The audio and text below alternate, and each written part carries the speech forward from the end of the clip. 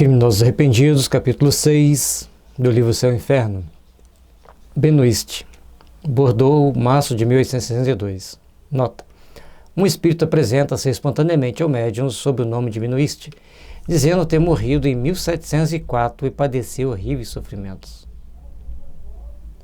160 anos praticamente. Que foste na terra? Frade sem fé. Foi a descrença a vossa única falta? Só ela é bastante para acarretar outras. Então, a questão de não ter fé, ele logicamente vai levar a pessoa, dentro de um cargo religioso, a tomar um conjunto de outras ações que não serão muito boas no seu futuro. Podereis dar-nos alguns pormenores sobre a vossa vida? Ser-vos-á levada em boa conta a sinceridade da confissão. Pobre e indolente, ordenei-me para ter uma posição sem pendor, aliás, para tal encargo. Inteligente, consegui essa posição. Influente, abusei do meu poderio. Vicioso, corrompi aqueles que tinha por missão salvar. Cruel, persegui os que me pareciam querer verberar os meus excessos. Os pacíficos foram por mim inquietados. As torturas da fome de muitas vítimas eram extintas a miúde pela violência. Agora sofro todas as torturas do inferno, ateando-me às vítimas o fogo que me devora. Um conjunto de ações foi sendo tomada pela ambição de conquistar uma posição, pela ambição de conquistar um local, e as pessoas vão tomando essas atitudes, vão tomando essas ações de forma intempestiva, de forma descompensada e muitas das vezes de forma desproporcional. Precisamos, pois, começarmos a repensar a nossa conduta, repensar as nossas ações, para que a gente possa, então, redimensionar nossa vida, redimensionar a nossa forma de agir, para podermos construir um mundo melhor. Intimamente. Porque quando a gente constrói um mundo melhor intimamente, o mundo ao nosso redor também começa a ser melhor. E aqui a gente vai vendo que ele usou inteligência só que ele também tinha seus vícios. Ele era uma pessoa inteligente, com isso ele tinha seus vícios, e ele foi corrompendo as pessoas ao seu lado, e aqueles que começavam a ameaçá-lo, denunciá-lo, ele tomava uma série de atitudes para aniquilá-lo, seja pela tortura, pela fome, por todos os tipos de violência, até que ele conseguisse dominar aquela situação, aparentemente. Mas todo mundo morre um dia, e ao morrer depara-se com a consciência, e a consciência dele o localizara em uma região de sofrimento, onde ele passava então por uma situação muito delicada e muito austera, conforme ele mesmo fala, o inferno. A luxúria e a fome insaciáveis perseguem-me, cresta-me a sede dos lábios escaldantes, sem que uma gota lhes cala em refrigério. Orai pelo meu espírito. Então, a única coisa que ele ainda, agora que ele está arrependido, ele pede para fazer oração por ele. A importância da reunião mediúnica, a importância do trabalho de comunicação com os espíritos é muito grande, porque nós temos que prestar atenção nesses detalhes que nos envolvem o dia a dia. Muitas das vezes esses espíritos ficam próximos a nós por ligações de um passado distante e criam todo um conjunto de transtornos, de prejuízos complexos e complicados. As preces feitas pelos finados deverão ser-vos atribuídas como aos outros? Acreditais que sejam edificantes e, no entanto, elas têm para mim o valor das que eu simulava fazer. Não executei o meu trabalho, e assim recebo o salário. Ele fazia as preces maquinalmente, não estava nem aí para as pessoas que tinham que fazer aquelas orações. Por isso que a religião tem que ser uma coisa que brote de dentro de nós. O sacerdócio, naquilo que você vai fazer, seja em qualquer profissão que tenha aquele lado de dedicar ao próximo, você tem que fazer com dedicação ao próximo e realmente buscando dedicar ao próximo. Senão, nunca vos arrependeste? Há muito tempo, mas ele só veio pelo sofrimento.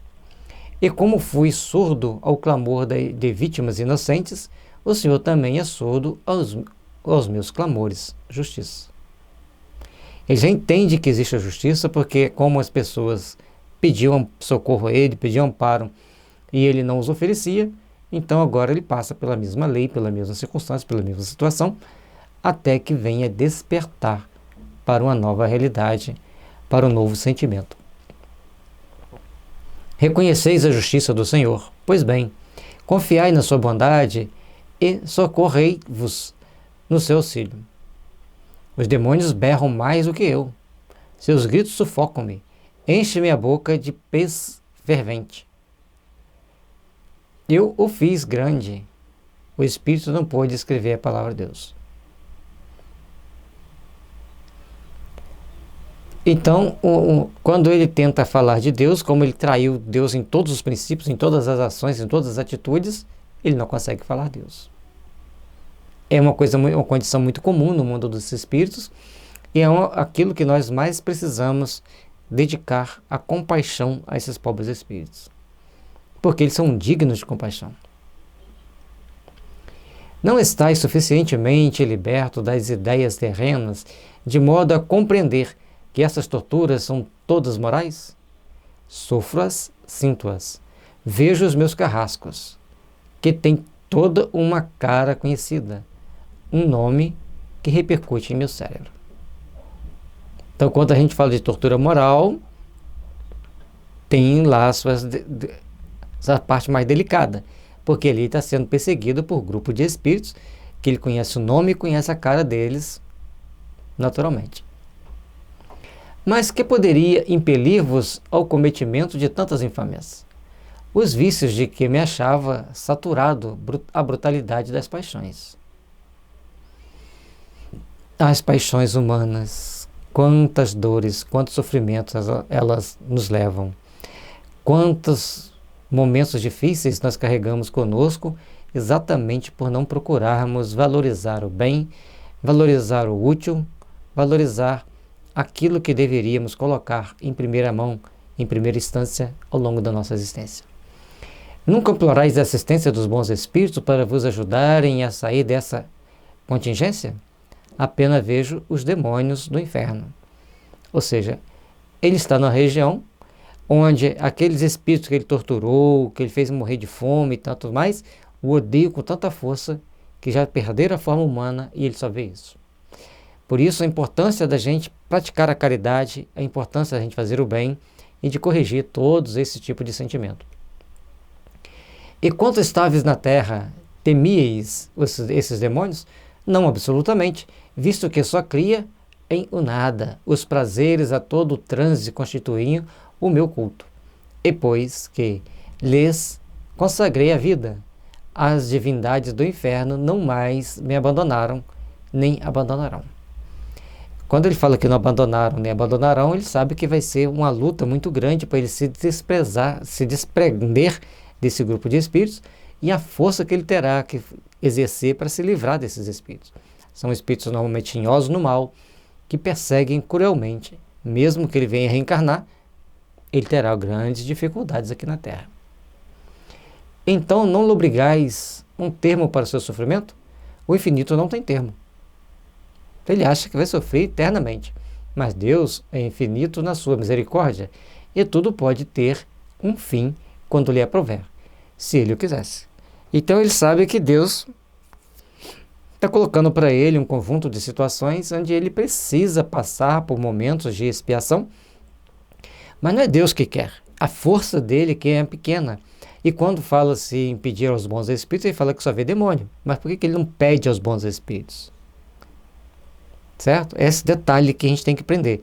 Porque os espíritos no mundo espiritual, principalmente no mundo espiritual inferior, eles não gostam de falar em Deus, às vezes nem podem falar em Deus e nem nos bons espíritos. Mas se eles se esforçarem para falar em Deus e nos bons espíritos, eles vão ser ajudados, porque já demonstra arrependimento, já demonstra condição de melhoria, e aí ele começa então uma equipe de resgate e preparando o resgate daquele espírito.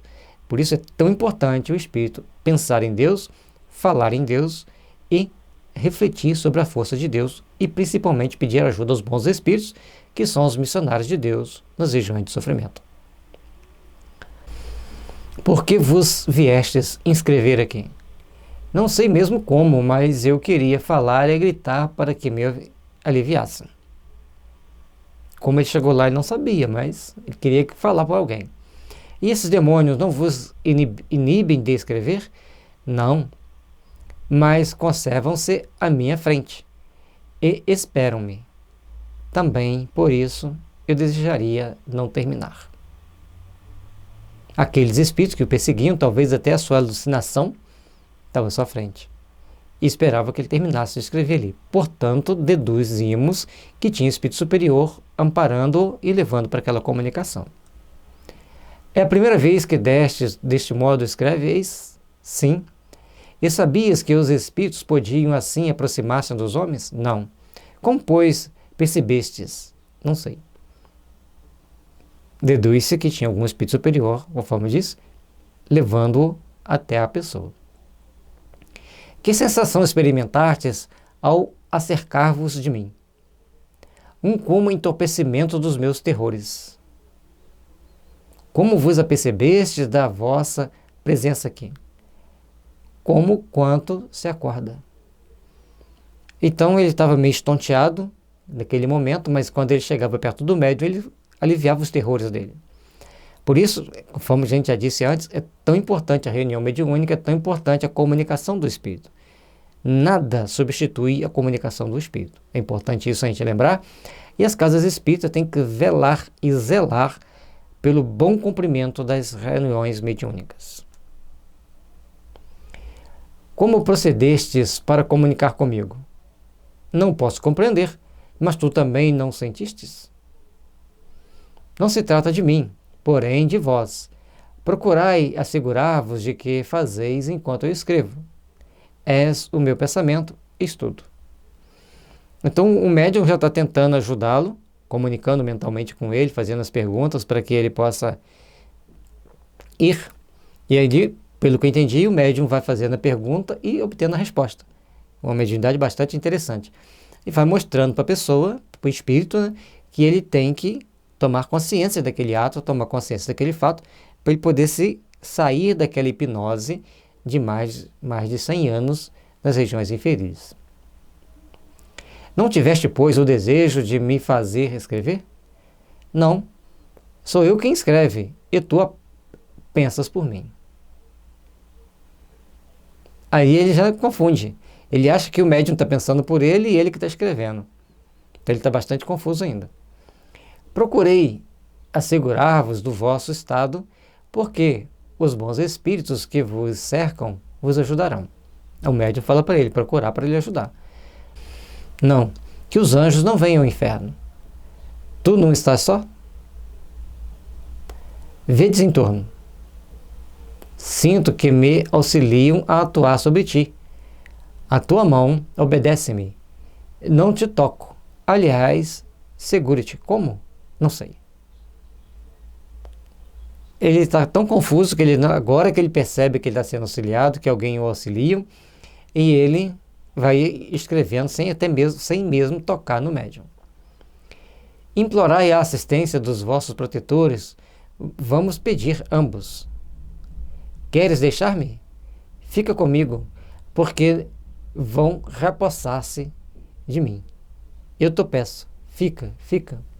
Então quando o médium dá a intenção, dá a ideia de se afastar, que ele pode ser compelido a se afastar do médium, ele pede ajuda e pede para ficar. Por isso que a mediunidade deve ser exercida na casa espírita, onde tem toda uma preparação para que os fatos se deem. Não posso demorar-me por mais tempo. Voltai diariamente para orarmos juntos, e os bons espíritos vos auxiliarão. Sim, desejo perdão. Orai por mim, que não posso fazê-lo.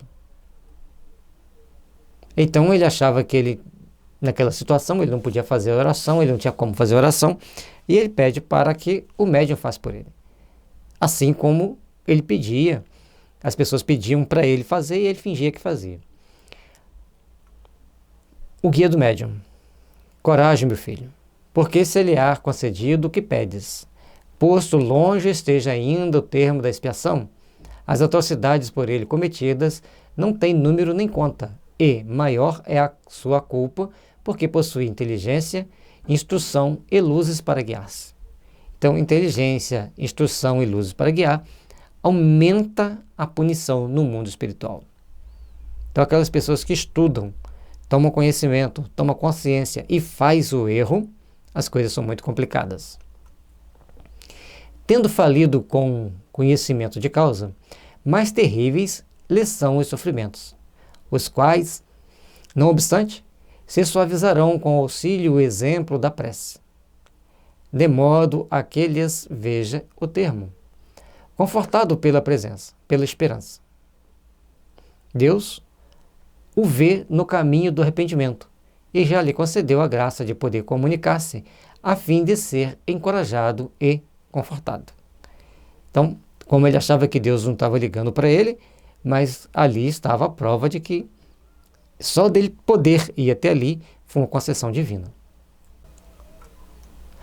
Como ele achava que Deus tinha esquecido dele, não tinha esquecido dele. O problema é que era longa ainda a expiação dele devido às maldades que ele fez conscientes e sendo consciente do fato e sendo bem instruído. Pensa nele muitas vezes, pois nós te entregamos para fortalecer-se nas boas resoluções que lhe poderão advir dos teus conselhos. Ao seu arrependimento sucederá o desejo da... Pensa nele muitas vezes, pois nós te entregamos para fortalecer-se nas boas resoluções que lhe poderão advir dos teus conselhos. Ao seu arrependimento sucederá o desejo da reparação e pedirá então uma nova existência para praticar o bem como compensação do mal que fez. Então ele tinha que pensar bastante em Deus, ficar sempre lembrando de Deus, pensando em Deus, para se fortalecer no bem e ele começar então uma nova reencarnação, trabalhando firmemente para fazer o bem, para edificar as forças do bem em seu coração.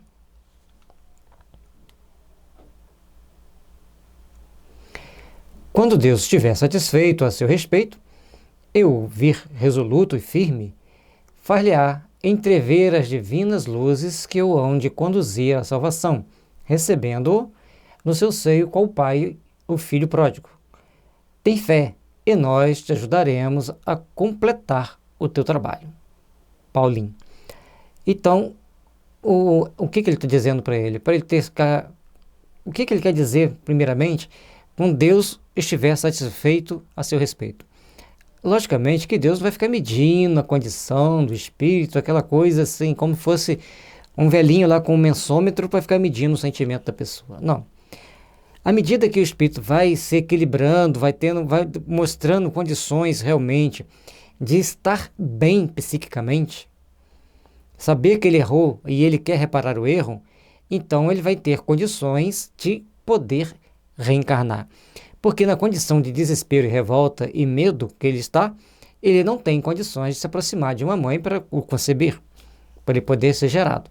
Então ele tem que estabelecer um padrão de equilíbrio que os espíritos que gerenciam as reencarnações têm condições de medir, e aí quando ele chega naquele patamar de equilíbrio, ele vai poder então entrar para o processo de reencarnação e de melhoria, até que ele se aperfeiçoando pelo processo natural da reencarnação, ele consiga estar bem o suficiente para adentrar ao mundo dos espíritos, para adentrar ao mundo dos... Aliás, o mundo dos espíritos já está, né? Adentrar ao mundo dos bons espíritos e seguir seu processo evolutivo. Seja antes da reencarnação reparadora ou após a reencarnação reparadora, mas falar que Deus vai medir até que ele esteja satisfeito não é Deus. São os mecanismos que Deus tem de gerenciar a nossa existência, seja no plano espiritual, seja no plano físico. Nota: colocamos esse espírito entre os criminosos, posto que, não atingido pela justiça humana, porque o crime se contém nos atos que não no castigo infligido pelos homens. O mesmo se dá com os que se segue. Então, esse ali não foi um criminoso pego pela justiça dos homens, mas foi pego pela justiça de Deus. E aí, os próximos provavelmente serão assim também, para que nós tenhamos condições de medir aqueles que são pegos pela justiça dos homens e aqueles que não são pegos pela justiça dos homens. E lembrando, bem, Aqueles que são pegos pela justiça dos homens encontram-se em situação bem melhor do que aqueles que não são pegos pela justiça dos homens. Nós temos que repensar, temos que rever nossa postura para começarmos esse despertar para as realizações superiores da vida. Que Jesus nos abençoe e nos ilumine e que derrame sobre todos aqueles espíritos que sofrem no mundo dos espíritos as luzes da paz, do amor e da fraternidade, para que todos nós, imbuídos dos melhores sentimentos, estejamos sempre conscientes das nossas responsabilidades, do nosso dever a cumprir e façamos sempre o melhor possível para o nosso crescimento, para o nosso aperfeiçoamento e para desenvolvermos-nos como espíritos imortais que somos. Luz e paz, que as bênçãos de Jesus estejam sempre envolvendo nossos corações. E principalmente daqueles espíritos atormentados pelos crimes não pegos pelos homens, atormentados pelos crimes que não tiveram tempo de refletir e de reparar. Que as bênçãos do amor, da paz e da misericórdia fortaleça-nos e impulsione-nos para as grandes realizações do amor imortal.